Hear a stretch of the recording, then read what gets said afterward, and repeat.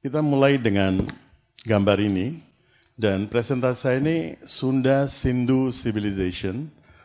Kalau di sini ada yang kenal dengan Pak Kang Ocha, ya. Kang Ocha, beliau pernah menjelaskan kepada saya ada lagu kuno dalam tradisi Sunda yang menyebut Sindhu.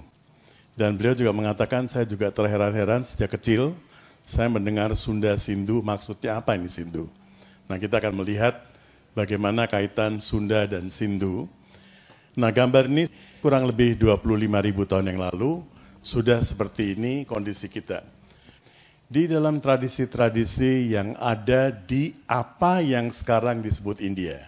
Saya mengatakan apa yang sekarang disebut India, masih ada naskah-naskah kuno, dan naskah kuno yang paling tua itu adalah Rigveda, yang dalam bentuk tertulis sudah ada, lontar-lontarnya sudah nggak lengkap, tapi masih ada referensinya. Di situ dan di buku-buku berikutnya ditulis bahwa pernah ada gunung terbesar, tertinggi, yang namanya Meru. Dan gunung ini bagaimana habisnya, hilangnya, nggak begitu banyak diceritakan, tetapi diceritakan terjadi begitu banyak bencana, sehingga gunung ini yang tadinya berada di tengah dunia, dan waktu itu disebut Jambu Dwipa. Bagaimana kalau kita baca dalam bahasa Indonesia? Bukan jambu kan? Kalau kita baca dalam bahasa Indonesia apa ini? Jambu. Persis itu maksudnya. Jambu. Jambu ini buah jambu, bukan jambu air tapi jambu apa itu? Guava ya? Iya. Jambu yang berbiji. Jadi itu yang dimaksud, dan kalau kita mau lihat-lihat nanti, kata jumbo dalam bahasa Inggris berasal dari jambu.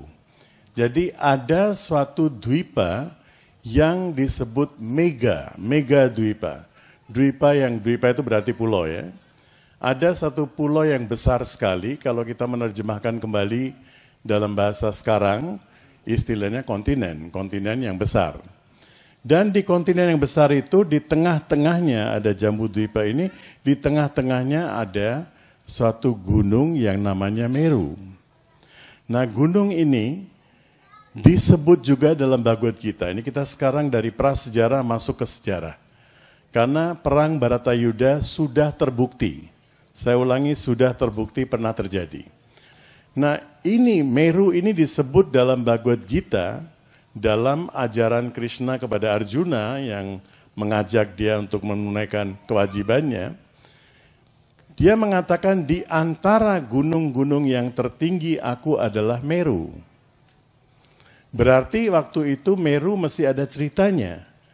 Tetapi di antara gunung-gunung yang tidak bergerak, berarti tidak berpindah, tidak mengecil, aku adalah Himalaya, Achal, yang tidak bergerak.